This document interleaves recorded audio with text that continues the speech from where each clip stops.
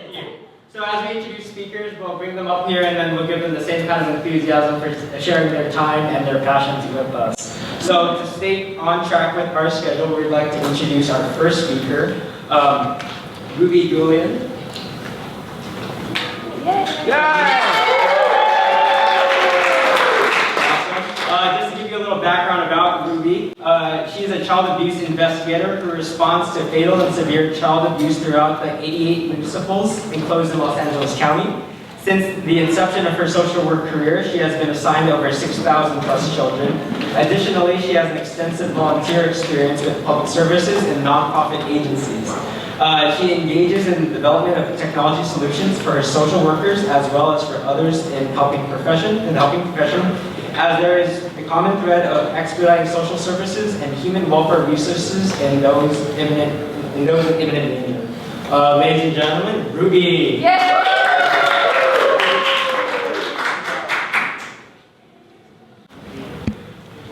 I apologize. I actually was working and was in the office at 5 in the morning, so I am a little bit tired. I look like that kind of tired. So.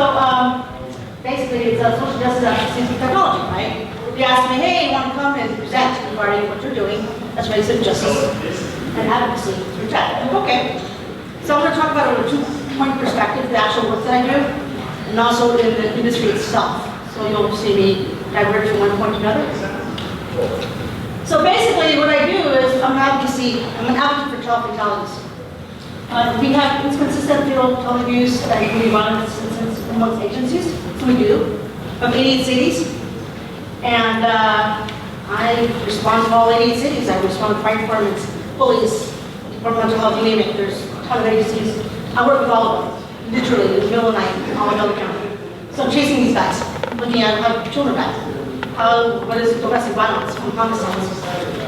So this is my focus, my mission and my vision is children, and those are responding agencies that I will partner with. That's pretty significant when you look at 88 cities, but some of this stuff has to do with municipal, county, state, and federal guidelines on how do we respond to fatal child abuse. And how my position advocacy is basically using technology to gain statistics and to validate through numbers. You can't justify homicides without numbers. You can't justify service provision without numbers. You need to know what you're looking at. You need to understand who's responding to what. And so my purpose is using technology and to get those real-time statistics, to get that information sharing through the departments that respond to fatal homicides. So in order for me to do this, it's just not me by myself. I have to have partnerships. Just this past month, I pulled off something significant. I was able to form a partnership with 211 LA County with ICANN Associates. ICANN Associates is the largest think tank for child abuse. They respond and provide protocols and policies for the entire county system for all the departments. 201 is a host that provides, that has data management services for the county of Los Angeles. We also have over 68,000 data points through that services. So what I did was look at ICANN and everything they're trying to do from the advocacy process. And I said, 201, are you willing to help 201 with a tech background, tech support? He said, yes. This past month, I was able to get a letter of intent from 201 to support ICANN and all their endeavors for child abuse and violent homicides. So that just took place. So I'm really excited about the merging of 211 with ICANN and looking to how do we use that relationship to reduce fatal child abuse and homicides from violence. Also for memberships, American Public Health is the oldest and largest association in the world. Last year's symposium, we had over 10,000 people show up. We had over 140 countries participating with the PHA. 140 countries. As when I say PHA, I'm the chair of members for the tech section. So I get to review the abstracts from around the world. So I'm literally looking at what people are doing around the world for tech and helping professionals. And so I get to see and I get to learn what other countries are doing. So my job is to see how is that pertinent to the folks in LA County as relates to homicides and child abuse and response. And then relates to social work, I'm the coach of the state of California representing social workers. Social workers are known to be advocates. That's we are trained to be advocates from the macro cities, municipals, whatnot, community-based process, families, Mrs. Mezzo, and macro individual families. So I am formally training as an MSW, Master of Social Work, and I also have a degree in information systems. So I'm bridging APHA and USW and TAP together to reduce fatal homicide. And I'll start with you guys, because I can do this by myself. And this is where I come in, because a lot of people assume that to be an athlete, you need resources, you need all these folks.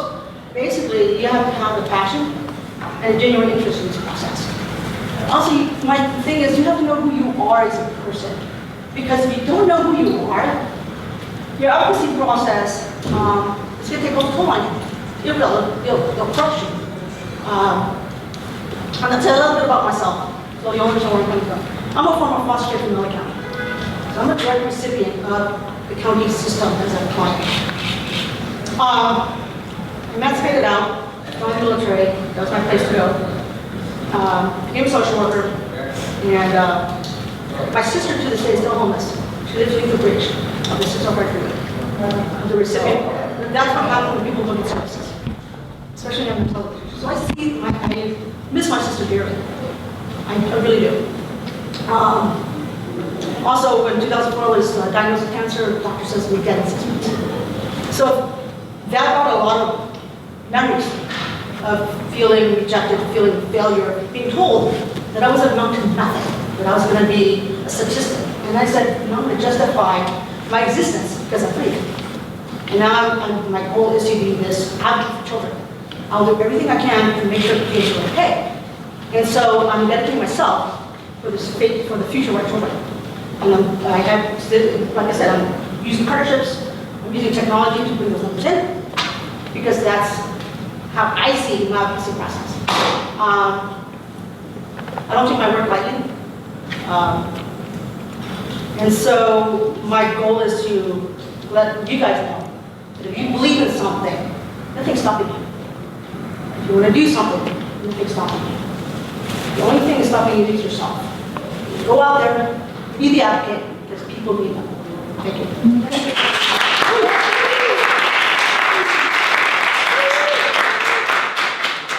Thank you so much, Ruby. All questions we're going to direct towards our panel at the end. We're going to have a panel at the end hosted by one of our Make It LA mentors. So feel free to stick around for that. We're going to introduce our next speaker. Vincent Libretti. Vincent Libretti attended Parsons School of Design in New York, then worked at the Costume Design Institute at the Met. After moving to California, he was casted on the show Project Runway Season 3, if he looks familiar. Vincent has a passion for giving back to those in need by teaching fashion seminars at outreach organizations like Create Now, DWC, Monarch School, LA's Best, and Just in Time. Vincent launched Accept, a fashion company that teaches and trains, hires those in need in order to bridge the gap of trade programs and finding work. Ladies and gentlemen, Vincent.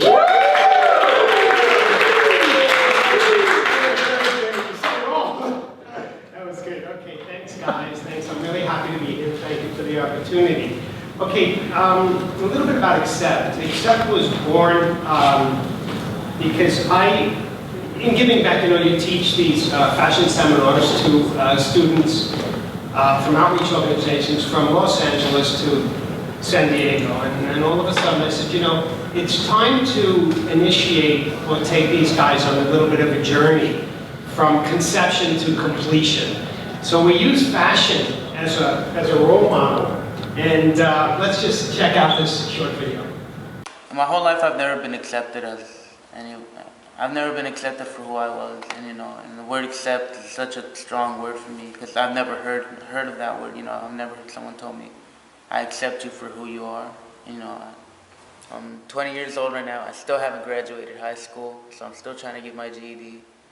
I dropped out. I wasn't interested in school. As how this company's called Accept, you accepted my work, even though it's I think it's unusual, but I love it. I love my work. I love what I made. Or with the help of you also, I love what this is and what I'm holding. I'm proud of it. Okay, that's really good. This is our handbag that we made, and there's Jonathan's artwork in there. And it's great, yeah? But something wonderful happened with this class. This class that we went on this little journey with, and this is what this is all about to me, and this is my speech to you guys today. These teams did not want a quick payout. What they wanted was to be a part of something. They all wanted to belong. They all wanted to grow with this program. And that was it for me. That stuck, and the rest is, we keep going. Okay, so after that was not hard, and these guys wanted to be involved, I realized, okay, now, oh boy, the consumer. How do I get these guys to feel this good about this? So what we did was to open the company, we brought in the label, we created 3 categories, kind of like a personalized touch, you know what I mean? And the first category was Accept Wanda. That would be supporting teen runaways, and that would be a junior line. The second would be Accept Rita. That would be abused or homeless women. That would be a contemporary clothing line. And the third was Accept Jeremy, gay outcast teens. All right? Those would be your jeans, t-shirts, and backpacks. Now, this personalized approach, it gives our consumer the ability to pick and choose their own category. I mean, it's not like just, I want to support homelessness. So here, you could think of a family sitting down for dinner and possibly discussing things at the dinner table. Well, someone's going to know that kid who's having trouble in school because he has agenda issues with his sexual identity, and someone's going to know possibly someone's mom that went through a divorce and lost their job and is now on the street. And these things do happen because in LA, I believe the numbers are like 47,000 who have experienced homeless.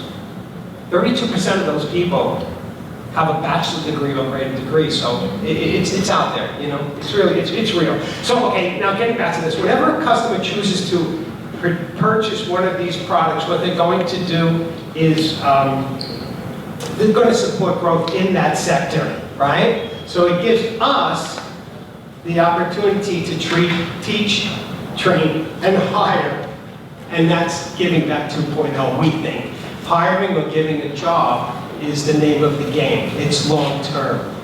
And that's building our communities. We really love it. Okay, Jonathan, that's back to me. But Jonathan, you just saw in the video, I'm happy to say that we just got him a job at a well-known production facility here in Los Angeles who's helping Accept as well, and who's doing a lot of our new product for us. So it's a really, really, really good thing, okay? Now, about the customer, they keep going back to the customer because it's not the kids that is a difficult thing. Because when we start to teach a class of 17, 4 of the kids just come out and they just are so talented, and it's like you're going to adopt a dog. It's a Velcro situation. These guys do not leave you. And it's all you do is listen, and all you do is show them that they're important. So that's not the hard part, okay? The hard part is the consumer. So now we thought that, well, you know what? Let's create a program called Lasting Impressions. And that program, it's like building a targeted customer base with an app, so to speak, yeah? So the QR code goes on the hang tag, and then the customer would pick up the garment and access the QR code, and there comes this great video message. And it invites them to join the network, but the video message is one that is very compelling. It's one that really stimulates them to want to share, so to speak. We asked them at the end, hey, you know, there's got to be a noteworthy situation in your life. How about it? Why don't you just record a video, send it back to us, and we could share that experience with our teens. Well, we showcased the video at teen gatherings, and then we asked the teen who's connected to what video. The email goes back to our consumer, and voila, this is how this is going to go. So the app then becomes a portal for our community. Everyone can get together, looking to make a difference, you know, feeling good about themselves and moreover, each other. So that's a really, really good thing. And this human experience that we deliver, the key thing about that is that it empowers our customers and our teams to feel part of this business. Without that happening, there is no growth. In other words, they are almost both called the architects of our brand. They are very important to this brand. I think that's about it, except for I'd like to close with this. You know, fashion is the second largest polluter there is on the planet. There are a lot of addictive people out there that are filling landfills. But our mission is to let those people know that feeling good about yourself is not a challenge, it's a necessity. Thanks, everyone.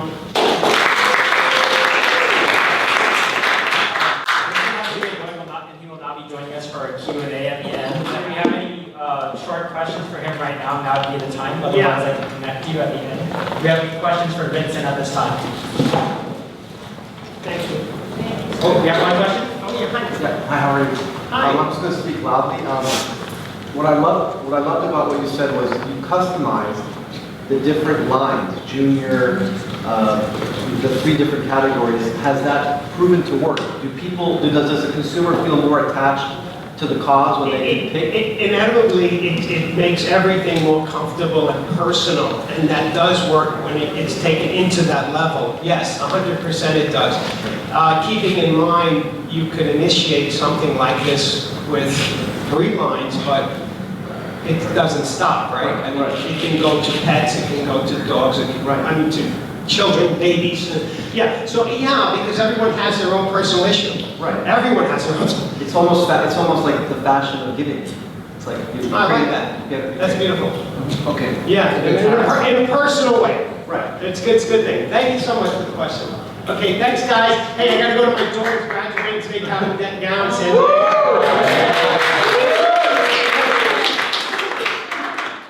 Our next guest, Hidden Tears. Hidden Tears partners with nonprofits across the country to raise consciousness through media on gender inequality, sexual abuse, and human trafficking, all of which are intrinsically connected. They create films, series, and virtual reality in collaboration with experts in the field of women's rights, gender studies, and human trafficking. Jason Gurvitz is a filmmaker and co-founder of Hidden Tears, so let's welcome Jason.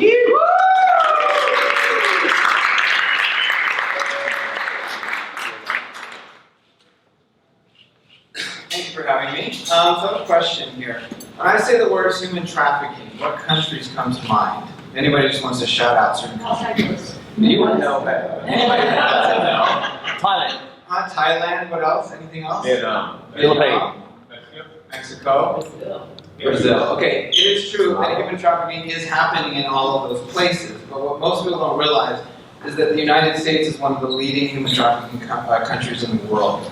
And so we created Hidden Tears because we realized as filmmakers that most people weren't aware of that. And the reason I found out about it, and I'm very involved in social issues, and I make documentaries all over the world, but I was put in touch with a group of special forces and Navy SEALs who rescue American children who are trafficked overseas. So they're American kids who are taken from places like Santa Monica and Pacific Palisades and Beverly Hills and places like that all over the country.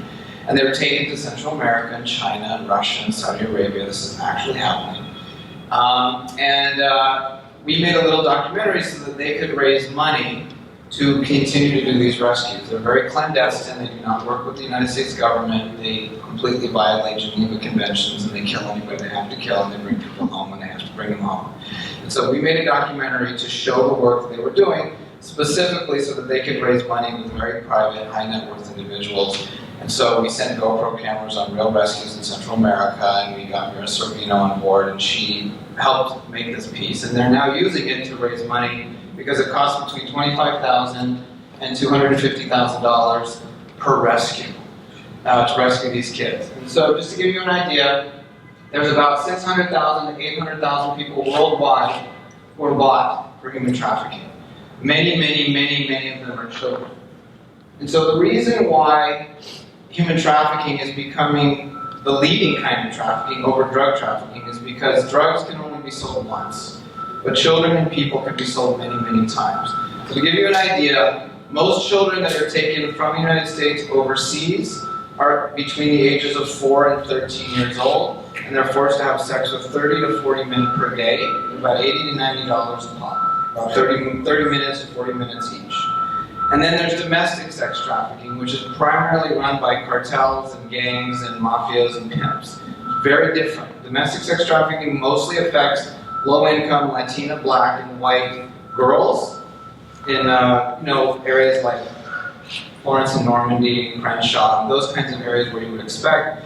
And then the kids that are trafficked overseas tend to come from affluent neighborhoods. The reason why is that when they're traveling with these kids overseas, they're taking them in shipping containers, they're taking them in private jets and vans, and they need to travel with them for 5 to 7 days. They need them to behave. They need them to be sheltered. They need them to not be street kids. They need them to come from a good home where they have Xboxes and iPhones, and they can brainwash them to make them think that their parents are going to come and save them. So they want them to come from higher, affluent neighborhoods. They're not taking these kids from affluent neighborhoods because they're ransom. Ransom has nothing to do with it. But this gives you an idea of kind of what's going on with the statistics and the impact. Like I said, it's a $32 billion a year industry. It's absolutely massive, and it's definitely going to surpass drug trafficking relatively soon. So what we did is we realized, okay, well, we made this piece about these special forces, and they're using it to raise money, but they gave out private information that they don't want anybody to hear or see. They didn't want their faces to be seen, so we couldn't share it on Facebook. We couldn't submit it to a film festival, so we were like, we didn't know all this. We're like, okay, now what do we do? We thought, well, what if we could tell these same kinds of stories and everybody could see them? And so what if we partnered up with friends of ours in the entertainment industry and experts, and we were able to make scripted content and documentaries and all kinds of different things that everybody could see. It doesn't compromise anybody's identity or safety. And so we partnered up with writers from House of Cards and Chicago Fire and Empire and many others, and then we brought them together with FBI and other local law enforcement and child advocates and survivors and human rights attorneys and so many people. And one of the very first things is we brought a group of entertainment professionals to the LAPD headquarters to meet with FBI to actually experience the 3-hour course that they give to undercover detectives in this world.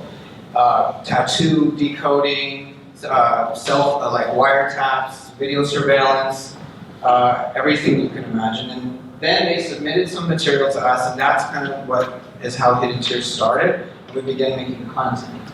And so we're now developing feature films, TV series with an elite task force out of San Diego. We're working with all of these people. Monica Raymond recently directed a film for us in Chicago, written by Sam Foreman from House of Cards. We have a Chicago police officer on set with us who specializes in trafficking. We had a survivor on set. Every piece of film we make is always vetted by the survivors and the experts in the community. They have final say in the script. They're on set with us. They're in the final editing room, and we give them final cut. Because we don't need to dramatize it more than it's already been dramatized. It'll be dramatic, and people will enjoy it, or like it. I don't know if you can call it enjoy it. Let's see here. So what we also do is we make this content, and then we host live events, and we raise money for the actual boots on the ground organizations that are doing this work. Saving Innocence, Rights for Girls, Traffic Free, Treasures, there's so many organizations. And so we feel like if we can make this content and these organizations can actually use it to raise money, then our content is not only being used to educate and make people aware, but people are actually able to use it to raise money, like tangibly. So that's what we're trying to do. And so this was one of the films that we made. It's a dance piece with 6 dancers. We partnered up with an organization out of New York called the Red Sand Project. They sent us 2,000 pounds of red sand and 500 pounds of powder. And we put 6 dancers, and they told the emotional journey of a trafficked girl. And this is being used all over to help raise money and awareness. And then we made an animated piece as well called My Father's Son for an organization called Culture Refrain. And so, yeah, I talked about this, about telling, I'm trying to give a Cliff Notes version of this because I'm going to go through this really quickly. But this is behind the scenes of Tanya in Chicago. That's Monica there. And the last thing I want to say is the main reason why I'm here is because we're now doing virtual reality, and we partnered up with a company called Emblematic. I don't know if you guys, anybody here knows much about virtual reality. We're working with an amazing woman named Nani de la Peña, who's going to work for the Wall Street Journal and Google and New York Times. And so we're now creating a volumetric virtual reality where the participant can actually enter the world that we're creating. And so we're going to have dancers, 5 A-list celebrities dancing in red sand, red powder, red water, red animation, and red fabric to tell the emotional journey of sexual assault survivors. And we have somebody working with us from the Obama administration that worked on human trafficking research and sexual assault. And we're going to basically, with our brand partner, Global Citizen out of New York, we're going to create this content to actually create a call to action so that people have physical incentive and ways that they can donate, they can volunteer, and they can help pass legislation. We're using media to do, in some cases, do more than the politicians can do. Thank you. Thanks so much,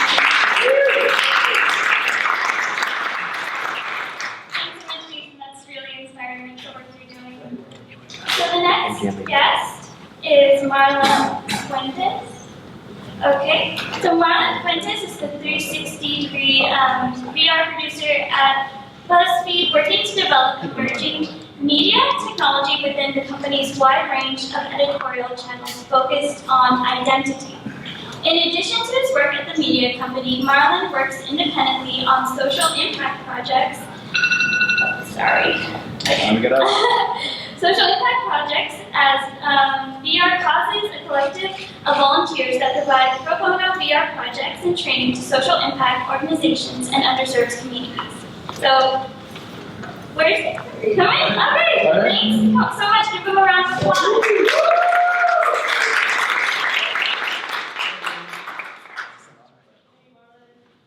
Hey, I like to see familiar faces in the crowd. So yeah, this is me. My name is Marlon Fuentes. If you would have asked me, a year and a half ago, what I'd be doing now, I probably wouldn't have said working at BuzzFeed making 360 VR. But as I always like to kind of explain the nature of this industry, it's kind of like measuring your time in the game in dog years. It's like 1 year is actually like 5 years. Just already we've gone through a few different cycles of innovation in terms of the equipment that we use. And I have a few projects that I want to share with you guys. I didn't really prepare a PowerPoint or anything, but I wanted to kind of walk you through my experience. Tell you one thing, most people in VR don't look like me. Okay? And so for me, it was really, really important to not just talk about VR, because everybody kind of got excited about it, and it was all over the news, 2015, like New York Times starts releasing cardboards, hype. But it was really important for me to not just be talking about it, but to actually be making it. Primarily because, again, we, people of color, people from underserved communities, are not a part of this very cool industry that's emerging. And so for me, it was a really, really important thing. So if you take anything away from this conversation that we're going to have, it's really to, believe and encourage and foster inclusiveness, right?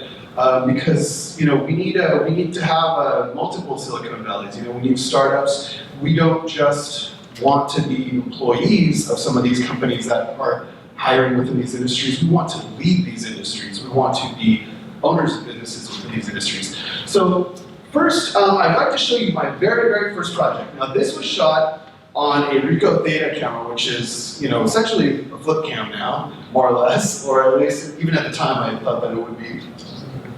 It's going to be the Kias community on the bottom hand right, bottom right corner. Yeah. So this is the first, this is QuickTime. So we actually need to watch this on YouTube because you want the 360 video. I'm not sure if QuickTime has a 360 use yet, but we'll talk a little bit more about this project while we get that set up. So this was a project, I was already doing like social media training with a lot of nonprofit organizations, and one of them was Charles Drew University. Okay. One of the best ways to get to know a community is to get out of the car, go for a walk into the train. Okay, cool. Let's pause that for 1 second. My locals that really mean. All right, great. So if you guys, I'm over here now. So this project, basically, I decided I wanted to get involved with this stuff. I bought my first little 360 camera. I had a Google Cardboard. Bare minimum, right? Very, very, very minimum viable VR project, right? And so I approached this organization and said, hey, you guys, would you like to tell your story in 360? And they didn't even really know what I was talking about. So then we began sort of the process of education, of training, because part of inclusiveness is about acclimating everyone to change. You can't just shove it down everyone's throat, right? And that's, if we look back at some of the, futurists of the 70s, Alvin Toffler, one of the things that he actually wrote a book called Future Shock that's about this. It's about acclimating people to change so that they don't get this sudden shock. It's similar to culture shock, right? Where you wake up and it's a different world. And so this is, I think, a great example of how we can work with community organizations to bring them and have them be a part of this movement of this emerging technology. And so now I've learned quite a bit since then. 11 minutes is an eternity, this stuff, particularly if you're wearing a headset. But we didn't know any better. We didn't know any better. That's kind of one of the lessons, is that just go out there and do it. Consumer grade 360 cameras are available on Amazon for like $200 now. And so what I always, communicate to social impact organizations is like, hey, this is within reach. Get started on this. This is essentially just another option for you. And particularly for social impact organizations, you want to take people to your places.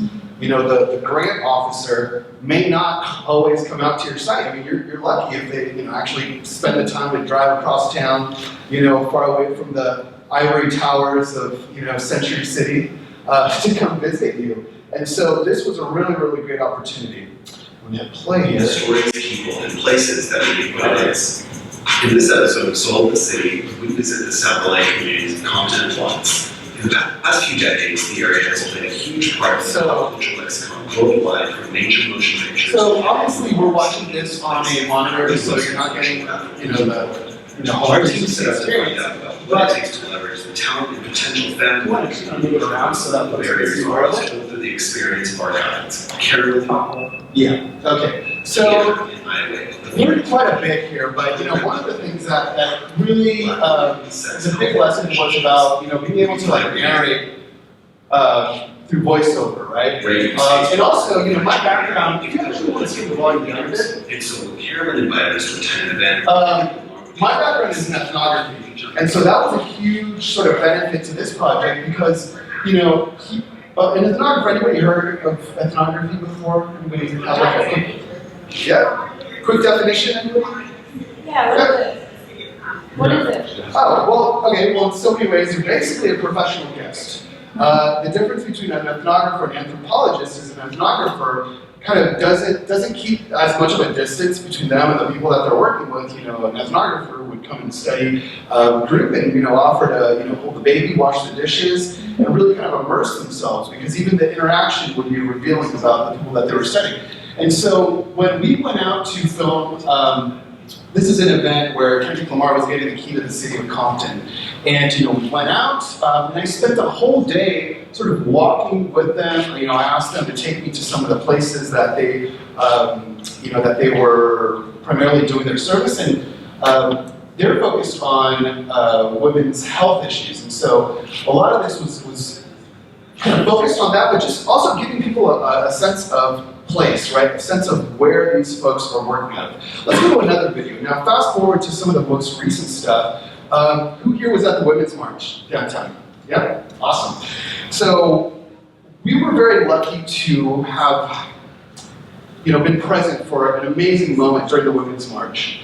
This was that one, okay, great. So, this is now not with the Ricoh Theta cameras, this is now with a GoPro setup. And this is a very journalistic piece, but this was featured at Facebook Cafe recently. You all may have been there.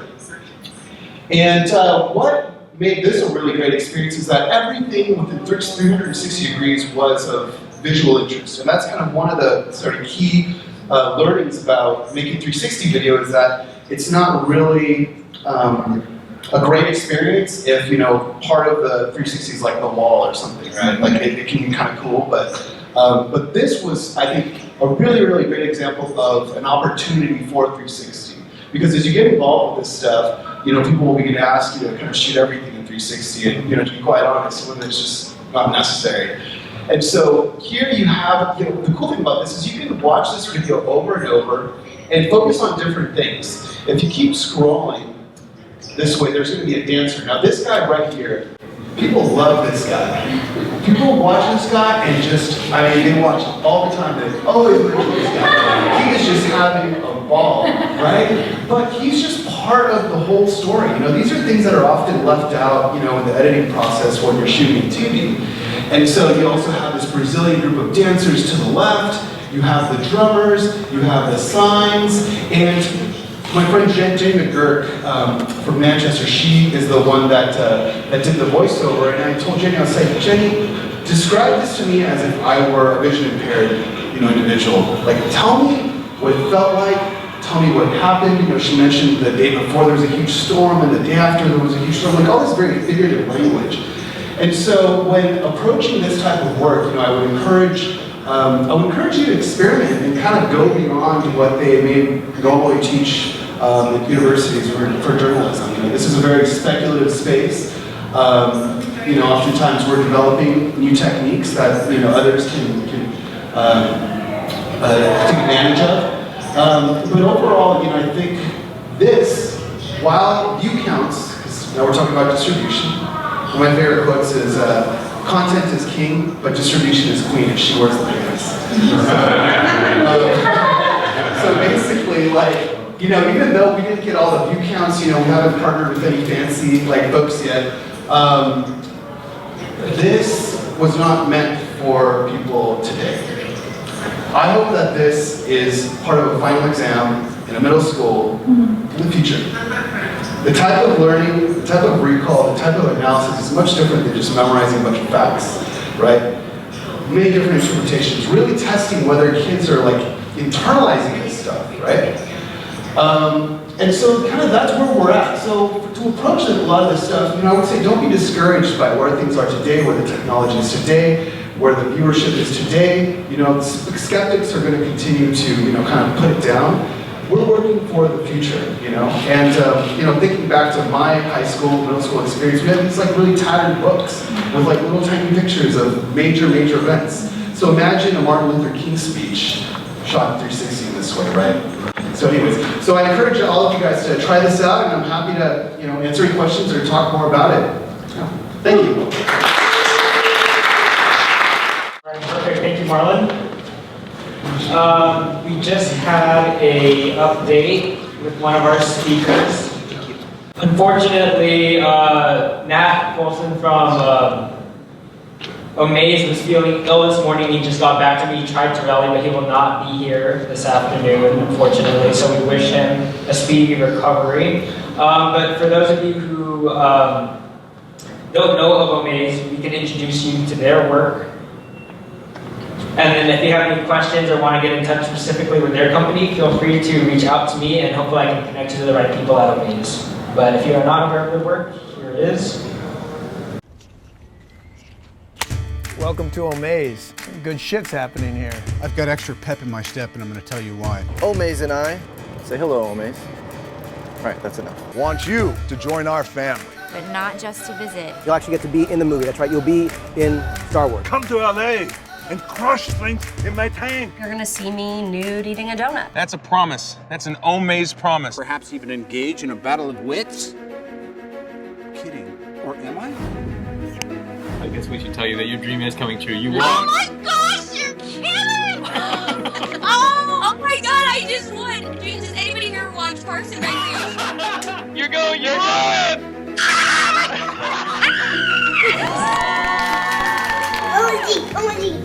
Welcome to the program, Paul Dorasil.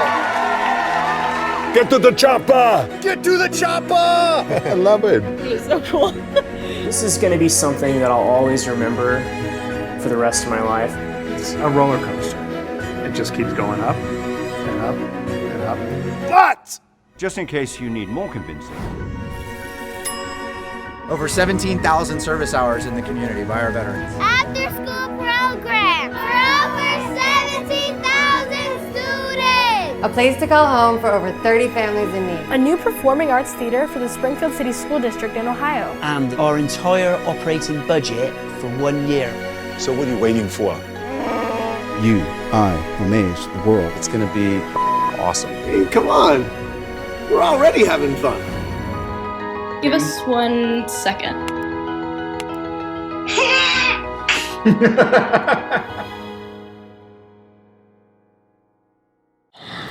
little background on Omaze. Omaze has disrupted traditional models of fundraising and has raised millions for charity through campaigns ranging from a chance to appear in Star Wars Episode 7 to riding a tank and crushing a car with Arnold Schwarzenegger, that would be really cool, to walking the red carpet on a date with George Clooney. So it's definitely a really great way to raise money, and obviously it gets everyone really excited. So now I'm going to pass it off. Thank you, Charity. Now, that concludes our speaker series, but we will have our Q&A session, so we'd like to introduce Bache, who's president of Alpha Productions and a mentor at Macon LA, and if I can invite all our speakers back up for our Q&A session, that would be great. Can we get a round of applause for our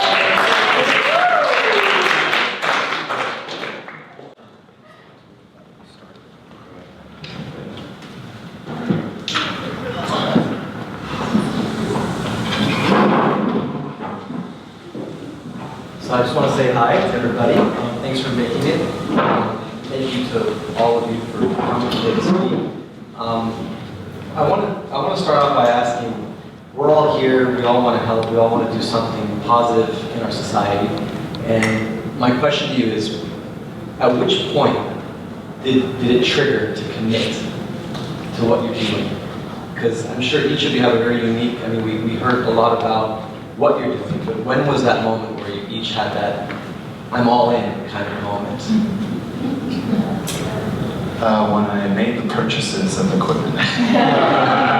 You know, I think for me, it was looking at the future and wanting change and wanting better for myself and my community, and you know, being able to, you know, help be the broker of ideas and relationships. I think when I saw that opportunity, it was, you know, it was right there in front of me, you know, and so it just, instead of doing the same old, you know, I decided to be the crazy one.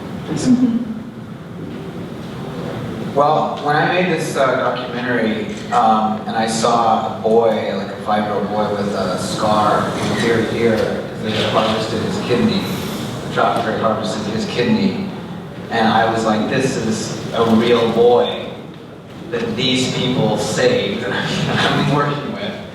And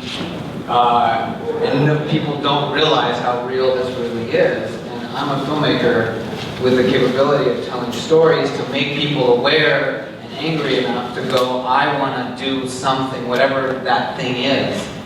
You know, I'm using my skills as a filmmaker because I don't have millions of dollars to donate yet. But you know, other people, I've realized through this work that, you know, if you're a hairstylist, you can actually affect change. Just, even a hairstylist, people would think, well, I'm just a hairstylist, how can I affect change on human trafficking? Well, you could go to a local shelter or center where they're rescuing girls and offer to style their hair. And so I realized, well, that was when we couldn't show this piece that I made publicly, and I knew that they were actually using it to inspire people to give money. I thought, well, what can I do to commit to getting masses of people to give money, and, you know, and be inspired as much as I was inspired to work on this. My road was a little different. Being in foster care, I just saw other foster kids, and I remember talking to the fosters for mine, sitting on the porch on a Wednesday in the afternoon, actually signing on the question list. I remember commiserating and talking about that experience, and they should have committed suicide 4 hours later. And to this day, I'm thinking, could I have done something? Could I have done something? When you grow up in foster care, you have the experience of being told you're stupid, you're an idiot, you'll never achieve anything, because that's your environment, that's what you know. So for me, the turning point was when I had cancer, because the doctor said I was dead in 6 months. And so I'm not very religious per se, but God gave me this opportunity, a second chance, not to waste my life away. I had so many potentials for the child welfare industry, for children, but I was afraid. I was afraid to do what I needed to do. Cancer came in, and it was the light blue in my head says, kid, you're going to be dead in 6 months. Do something. So my commitment to God was, when I survive this cancer, I'm going to be the advocate for kids. I'm going to live it every day. I'm going to do whatever I can for these kids. And in the process of doing that, I realized that memberships and agencies is powerful. Data is powerful. Technology is powerful. I'll give an example real quick. I was with one of the agencies, we were talking about child sex trafficking, by the way. Because LA County had 132 kids down in caught. And there's some other numbers. I actually have the book in my bag. I can give you other numbers. So I was trying to get child sex trafficking in the county's crosshairs. And I was told no. So what I did, because I'm a county agent, I don't want to have conflict of interest. So I signed up at a hackathon. With my 158 at work, and I created a mobile app for sex trafficking. And I gave it away for free. That hit so hard across the county. It was really, really cool because my county couldn't say no. Because they're going to the board of supervisors, we have no resources, we have nothing. Well, my question to you, we hear this little punk at a hackathon in 24 hours create a mobile app. She's your employee. You're right? And so I was able to show. Well, this segues perfectly to the next question, which is, my next question is, how can technology totally just change the game?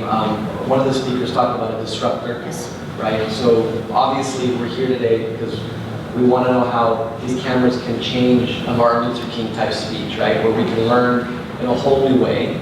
But I'm really curious, and of course you have a lot to add with the VR, I mean, what you do with virtual reality, bringing people into that experience.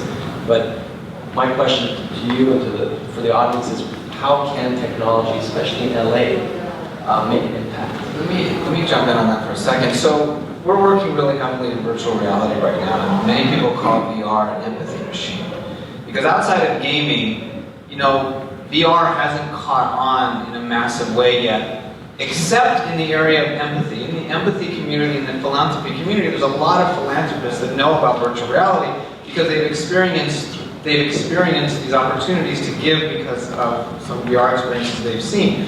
One of the most famous VR films to date was directed by a guy named Gabo Aurora. It was called Clouds Over Cedra. And it was a very simple VR piece of a day in the life of a girl in a refugee camp in Syria. That's it. He took that piece to the United Nations, to legislators that could actually affect change, and within 2 weeks, millions of dollars in aid was sent to that specific refugee camp. If that is not a testament for the power of VR, I don't know what is. And the reason why is because these legislators who had never spent any time in a refugee camp for the most part, were now in an environment where they got to see not only got to hear the story of this girl, but as she was talking, you can see the paint peeling off of the wall and the water spots. And you can look down and see the rug is moldy, and you can go to the bakery where her father works and it's dirty, and you can see all the kids in the school. You can really feel what's going on in this world. And then many years ago, Nani de la Peña made a groundbreaking piece. Basically, you're in a market. It's augmented reality mixed with VR, and you're in a market in Damascus, and a suicide bomber blows himself up. You have now just experienced a suicide bombing without getting hurt. You're witnessing the carnage and the crime and the vehicles blown apart and the smoke. And you can't help but feel something. Your heart starts to pound. So there's so many ways that virtual reality is being used to incentivize philanthropists to give money and incentivize communities to get involved and to pass laws, because you're there, if you're experiencing somebody in a real 360 environment feeling hungry, and you have the capability to do something about it, you're going to do something. More likely than if you're not watching VR. Was that an actual bombing that he caught on 360 camera? No, it was all recreated. Okay, I was going to say, maybe that's... Just a little interesting fact. At UC San Diego as an engineer, 1996, I had a professor who was pushing VR. Wow. I got a C in that class because we were learning how to program, using C++, basic computer language. So to see that we are where we are now, I'm talking about, I can't believe it, 20 years ago, this guy was pioneering virtual reality, trying to he was talking about how doctors could do surgeries one day using it, and it's actually a reality 20 years ago. So one thing I want to add is that even if you guys don't have a headset, you can still watch this in 360. 360. If you have an iPhone 6 or any iPhone 6 and up, you can use Cardboard. It's just not the best, but it'll work. You can download UNVR, which is a great app. All these things I'm telling you about are there. You can download New York Times VR, John's VR. Those 3 apps have some extraordinary pieces that have been done, for empathy and also other cool pieces going on. Thank you. Social. Just to add to your point, VR is not new. We have more recently heard about it because it became more widely available thanks to mobile technology. But if you look at the work of Skip Rizzo, for example, Skip Rizzo is he's like the head of the Creative Technologies Lab for USC. He has been pioneering virtual reality, and this is not 360 video per se, but actual room scale, 6 degrees of freedom, and you can walk around in it to treat PTSD among the veteran community. Really, really groundbreaking stuff. He's been doing this for quite a while. So yeah, VR has roots, and a lot of great knowledge has been sort of established, and many great people have paved the way. Now, the other thing about technology and social impact, I always like to preface, when I start preaching about VR, by saying that I'm an environmentalist. We don't actually need more stuff, in the world. We really don't. More plastic things, we just don't. We're fine in most ways. So then, what does that leave us? What's the motivation to do this? Well, can we solve someone's problem? As a designer, that's kind of your job. Is how can you make something easier? Can someone learn faster? Can we, inspire empathy within a agent of change? Somebody that has the deep pockets that can fund a really great program.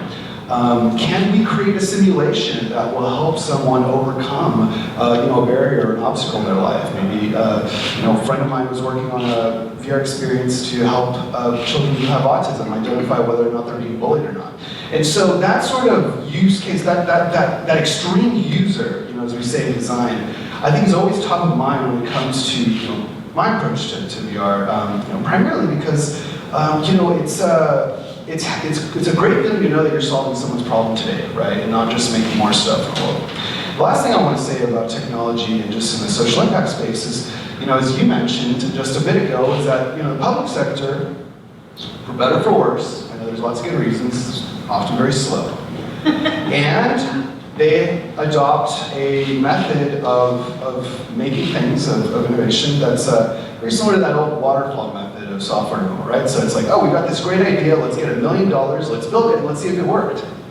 That's oftentimes how this works. Now, one of the reasons why the technology sector has, moved so rapidly is because they employ a lean process of innovation, lean baby steps, small bets. And so I think that for the sector, for the social impact space, in embracing that kind of fast cycle of innovation, the small bets, I think is a huge learning from technology, and that's on paper, Well, again, leads in perfectly with the last question I had, which is, I've been told I'm way too positive, usually, most of the time. But what is your opinion as far as our society, especially in LA, how do you guys feel on a personal level of our commitment? Do you feel, do you walk around thinking to yourselves, this is ridiculous as far as the involvement, people giving back? As an entrepreneur myself, our organization pushes us to give back with our time. And you kind of brought that up with the hairdresser, right? Giving your time before a big check. But what can we all do, even on a small level, if we can't give money at let's say per se at this moment in time, and then just your overall view of, I hope it's not as pessimistic as I'm imagining, but are you guys positive, feeling negative? How do you guys feel when you walk around and you see what's going on? I'm really excited. I'm so excited. That's positive? No, I'm serious. Because being involved with the American Public Health and National Association of Social Work and other social groups, my role is to bring technology and understanding technology into the space. And I was literally reading abstracts for the global conference for American Public Health. Okay. And I saw incredible abstracts and pulling them into LA County and sharing what I'm learning around the world and bringing them back to LA. I think if you look at the pro bono movement that's happening right now. Young people that are dissatisfied with, just simply having a job and, not creating impact. If you look at what, Deloitte's reports say is that, young professionals, millennials particularly, want to make an impact. And so if you look at, the Taproot Foundation, there's lots of social enterprises that are creating very inventive business models that allow them to give back. So I think I'm very optimistic about the future. I think it's just about, I think Simon Sinek was saying that millennials' currency is purpose. Not money, that's not money. He said that, and he bashes millennials. Right. So, he's a common philosopher. Exactly, yeah. I get confused too at times, yeah. I mean, you said it, you kind of took the words out of my mouth. I'm feeling very positive. I think as a filmmaker, you have to be positive to make art, because I made a documentary once where Kevin Smith said, the filmmaking is not like being a flautist or being a cellist or being a painter. He goes, in filmmaking, you have to basically go to a guy and say, I need $20 million and 50 people to express myself. And so that's basically filmmaking. You have to be positive from just believing in your idea, to putting together your team, to raising the money, getting it distributed. At every step of the way, everyone is pretty much telling you that it's not going to happen one way or another. And so, yes, I'm positive. And I think that technology is so exciting that it's getting people excited about things that maybe aren't as exciting. Or difficult. Or difficult. Well, I just wanted to say, just open up if anybody has any specific questions. We have about a minute left. Yeah. Actually, ask a question related to Skip Rizzo's work. I was lucky enough to get a tour of Skip Institute of Technologies at USC. He showed me his program for PTSD that he went through a clinical trial that showed that it was more effective in treating PTSD than medication. I was blown away.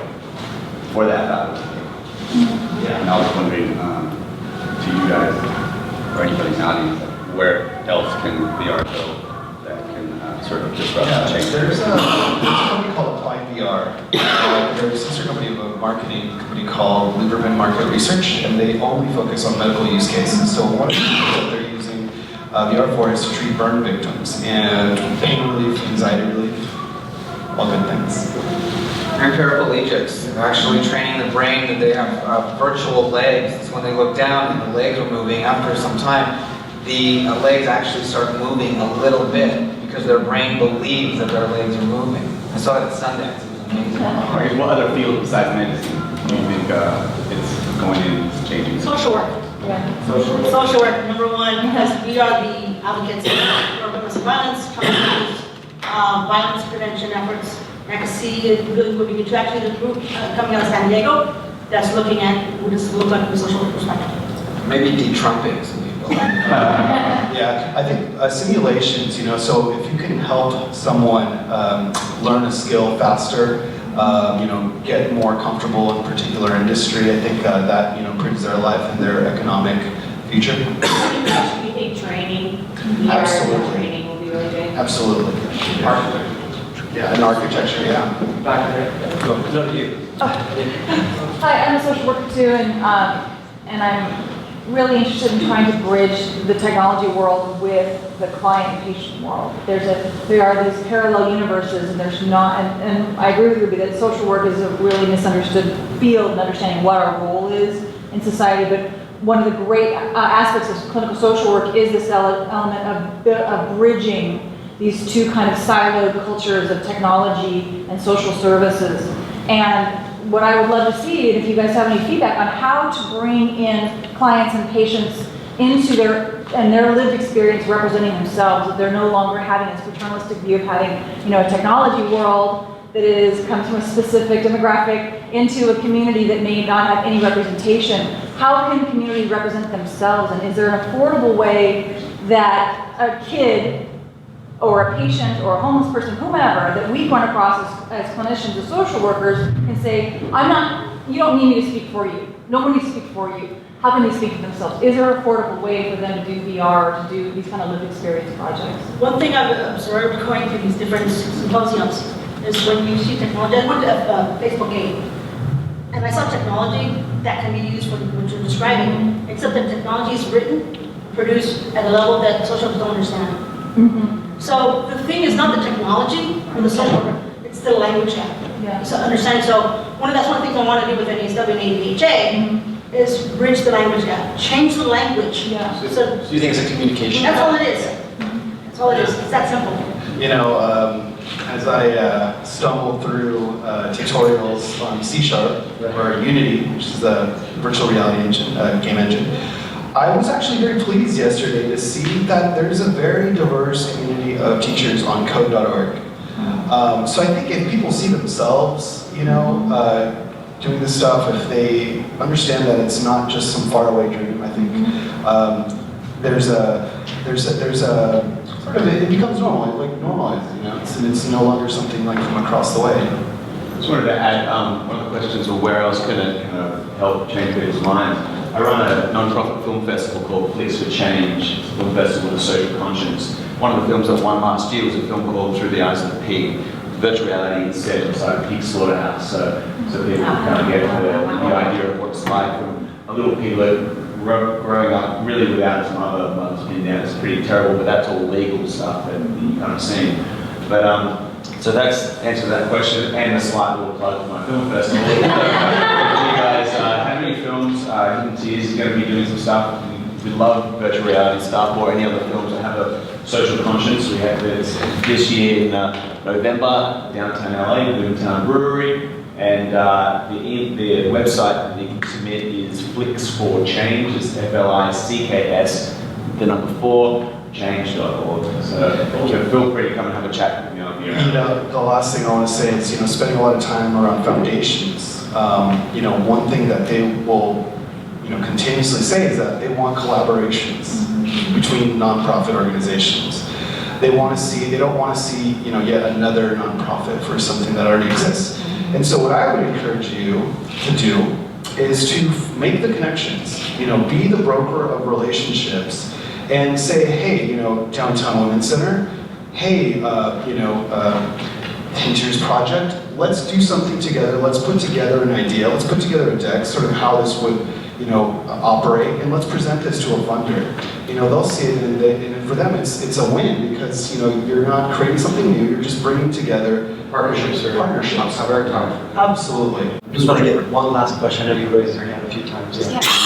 I'm more interested in the communities. I love that you mentioned organizations using VR for training. Colleen and I work for a national nonprofit that focuses on the digital divide. So how do we help folks, not only, especially low-income communities, have access to internet service at home and how to use it? So, you know, we can't be everywhere to be there in libraries or social workers, be everywhere to teach folks how to actually leverage these technologies. So, you know, what movements are available in funding and partnerships to create content that can be distributed through technology? There's an organization that we work with it's called IEmpathize.org. You should check them out. They create media like we do, but they're also just something very different than what we do. Is they create educational media, specifically what you're describing, for schools, and they partner up. And they do most of the work on human trafficking. They work with truckers against trafficking, all kinds of organizations. But what you just described, in my understanding, is what IEmpathize does.